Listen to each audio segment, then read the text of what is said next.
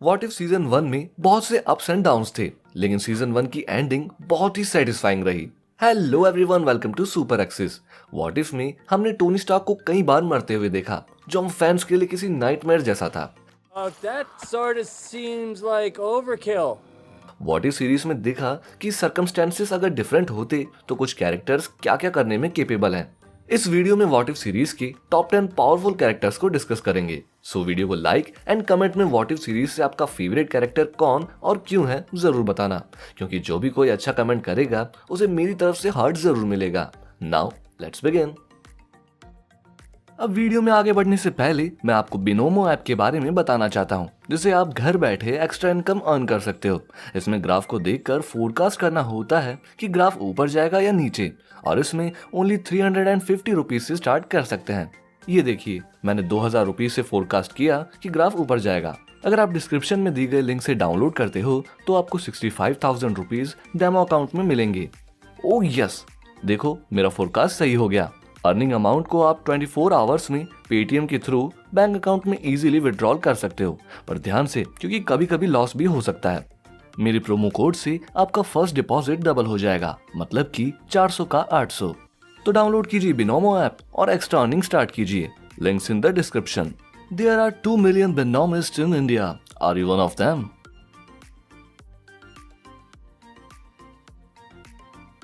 Number 10, the Collector. What if में Taneleer तिवान collector ही था, जो यूनिवर्स के स्ट्रेंजेस्ट आर्टिफैक्ट्स को कलेक्ट कर रहा था। मेन एमसीयू की तरह ही कलेक्टर का मेन बेस और कलेक्शन नोवेयर में ही था, जिसकी वजह से यहाँ पर टिचाला और एवेंजर्स आते हैं कलेक्टर को डिस्ट्रैक्ट करने। कलेक्टर के पास arm of Kronan, array of swords, Malekith's dagger, Captain America shield, मियोनिर, Hela's helmet and Necro sword और अदर पावरफुल आर्टिफैक्ट्स प्रेजेंट थे। ये कलेक्टर सुपर मस्कुलर और स्किल्ड फाइटर था, स्पेशली तब जब वो कलेक्ट किए हुए स्ट्रॉन्गर आर्टिफैक्ट्स को साथ में यूज करे। Number 9, Captain Carter. What if Peggy Carter receives the serum in Steve's place. Episode 1 के इस यूनिवर्स में स्टीव रॉजर्स को गोली लगकर वो इंजर्ड होने के बाद स्टीव की जगह पैगी कार्टर ने सुपर सोल्जर सीरम लिया, जिसकी वजह से हाइड्रा के खिलाफ की वॉर कंप्लीटली डिफरेंट डायरेक्शन में गई। टेज़रेक्ट बहुत ही जल्द रिकवर हुआ। बकी बार्न्स कभी विंटर सोल्जर बना ही नहीं। हाउलिंग कमांडोस और हाइड्रा स्टॉम्पर के साथ पैगी कार्टर एके कैप्टन कार्टर ने प्रूव कर दिया कि वो कैप्टन अमेरिका से कम नहीं। कैप्टन कार्टर के पास superhuman strength, stamina, durability और अदर एनहेंसमेंट्स और एबिलिटीज तो थी ही, लेकिन वो हमेशा अपनी ड्यूटीज और रिस्पॉन्सिबिलिटीज से अवेयर थी। Sending in a fragile Fraulein to fight for them. Fragile.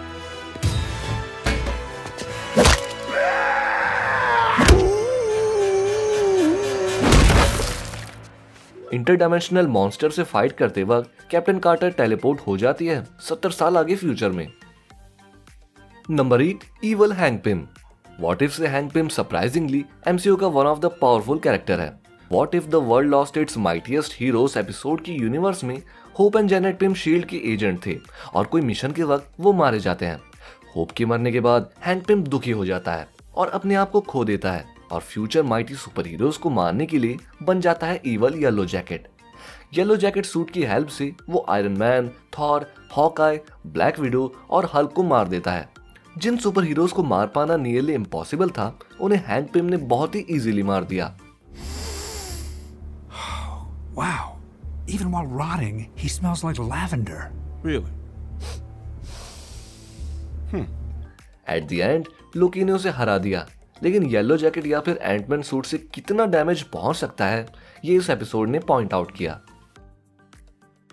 Number 7, zombie Wanda Maximoff.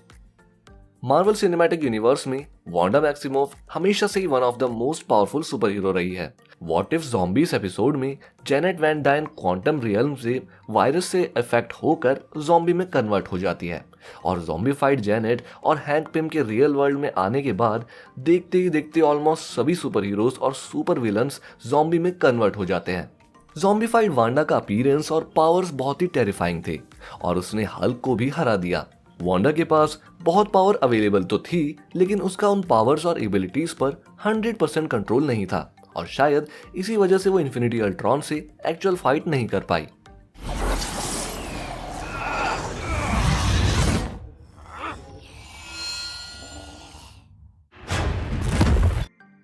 Number 6, Thanos. Technically Thanos what if के 2 सेपरेट एपिसोड में दिखा, जहां उसके 2 डिफरेंट वर्जन्स अपीयर हुए। व्हाट इफ के सेकंड एपिसोड में टिचाला ने रेवेंजर्स को ज्वाइन किया और स्पेस एक्सप्लोर करते वक्त उसकी मुलाकात होती है थैनोस से। थैनोस एक लविंग फादर और आगे टिचाला का लॉयल फ्रेंड बन जाता है। इस एपिसोड में थैनोस का एक हीरोइक मोमेंट था, जिसमें रेवेंजर्स के एस्केप के वक्त टाइम बाय करने के लिए वो ब्लैक ऑर्डर से फाइट करता है। व्हाट इफ के 5th एपिसोड में कंप्लीटली ज़ॉम्बीफाइड वर्ल्ड दिखा, जहां कुछ ही सर्वाइवर्स थे जो माइंड स्टोन के साथ वकांडा की तरफ जा रहे थे। And once we get this to Wakanda, we're gonna save the world. लेकिन वकांडा में ज़ॉम्बी थैनोस और उसकी ज़ॉम्बी आर्मी ऑलरेडी प्रेजेंट थी। थैनोस चाहे कोई भी हो, he is strong and powerful. Number 5, captain Marvel. Captain Marvel one of the most powerful character है। Hey, White Snake. We need to chat. The name is Thor, with a T and an R and an O and a H, but not in that order. What if Thor were an only child episode में Thor से fight के वक्त Captain Marvel अपने full potential में नहीं थी। Party pooper! There, I said it! Okay, this one's for Fury. Thor से लड़ते वक्त कैप्टन मार्वल ने अपनी कॉस्मिक एबिलिटीज से थॉर की लाइटनिंग को भी अब्सॉर्ब कर लिया था। इन्फिनिटी अल्ट्रॉन के साथ 1-on-1 फाइट में उसे डिस्ट्रॉय करने के लिए कैप्टन मार्वल उसे ज़ेंडर के कोर तक ले गई। अनफॉर्चुनेटली अल्ट्रॉन ने इन्फिनिटी स्टोन से कैप्टन मार्वल को मार दिया। Number 4, party Thor. लोकी के बिना बड़ा होने के बाद व्हाट इफ का थॉर इमैच्योर पार्टी प्रिंस है, जो लीडरशिप को सीरियसली नहीं लेता। लेकिन इसका मतलब ये नहीं कि वो कम पावरफुल है। How about you? Smooth move, bro. You just. Hamarang, get it? Thor की कैप्टन मार्वल के साथ फाइट के वक्त थॉर सीरियस भी नहीं था और तब भी म्योनिर के हेड से ही उसने कैप्टन मार्वल को डिफरेंट कंट्री में भेज दिया था। ये फाइट थॉर के फेवर में एंड हुई, जहां थॉर ने म्योनिर को कैप्टन मार्वल पे रखकर उसे इजीली बीट किया। पार्टी थॉर सीरियस नहीं है और थोड़ा डम और फनी भले ही है, लेकिन तब भी वो one of the most powerful character है और इसका एविडेंस है वॉचर को इस थॉर का अपनी टीम में इंक्लूड करना। Thor Odinson, Crown Prince of Asgard. You've been chosen. Number 3, the watcher. वाटो द वॉचर व्हाट इफ का नरेटर है, जिसके पास मल्टीवर्स के सभी यूनिवर्स का एक्सेस है। वॉचर मल्टीवर्स को सिर्फ ऑब्जर्व करने का काम करता है, फिर चाहे पूरा यूनिवर्स ही खत्म क्यों ना हो जाए, वो इंटरफेयर नहीं कर सकता। वॉचर एक genius intellect, master tactician, master combatant है, जिसके पास superhuman strength, stamina, incredible durability, cosmic energy manipulation, teleportation, telekinesis, size manipulation, interdimensional travel जैसी पावर्स है। इन्फिनिटी अल्ट्रॉन ने वॉचर को सरप्राइज कर दिया था, क्योंकि वो वॉचर को सुन और देख पा रहा था। That has ever happened, ever will happen, ever could happen, and yet, what the hell is this? Watcher easily time stone, reality stone और पावर स्टोन के अटैक्स को काउंटर कर रहा था, लेकिन अपनी पहली हार के बाद वाटो ने कुछ सुपर ह्यूमंस की पावर्स, स्किल्स और सभी एक्शंस को करेक्टली एंटिसिपेट करके प्रॉपर प्लानिंग के साथ अल्ट्रॉन को हराने के लिए सुपर हीरोज की अल्टीमेट टीम बनाई, guardians of the multiverse. You are the guardians of the multiverse. Number 2, the infinity Ultron. MCU की मेन यूनिवर्स की तरह ही इस यूनिवर्स में टोनी स्टार्क ने अल्ट्रॉन को क्रिएट किया, लेकिन अल्ट्रॉन सक्सेसफुली विजन की बॉडी को क्लेम किया, जिसके बाद उसने होम प्लेनेट को पूरी तरह से खत्म कर दिया और उस वर्ल्ड में सिर्फ ब्लैक विडो और हॉकाई जिंदा बचे थे। थैनोस सभी इन्फिनिटी स्टोन्स के साथ प्लेनेट पर अराइव होते ही उसका बढ़िया स्वागत किया। Fascinating.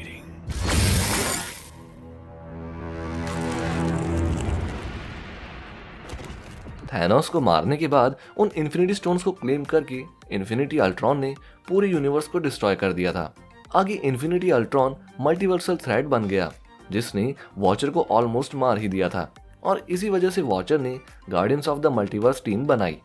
इन्फिनिटी स्टोन अलग अलग करने के बाद भी Guardian of the Multiverse Ultron को डिस्ट्रॉय नहीं कर पाए थे।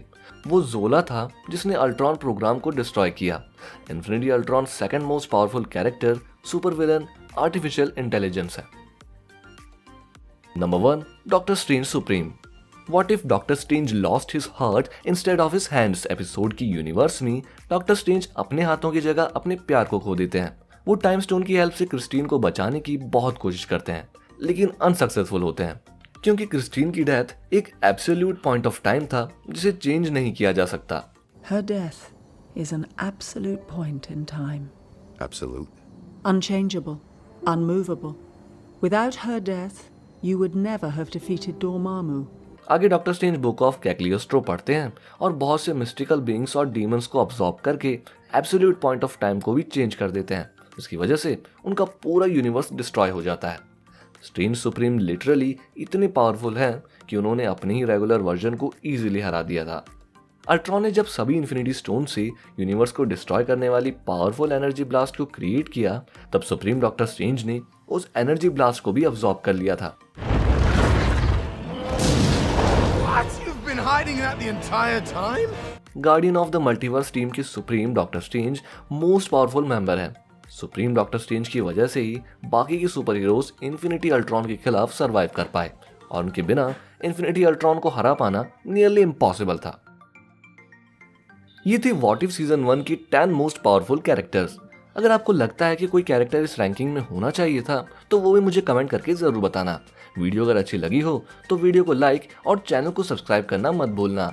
मैं मिलता हूँ आपसे नेक्स्ट वीडियो में, तब तक के लिए बाय बाय।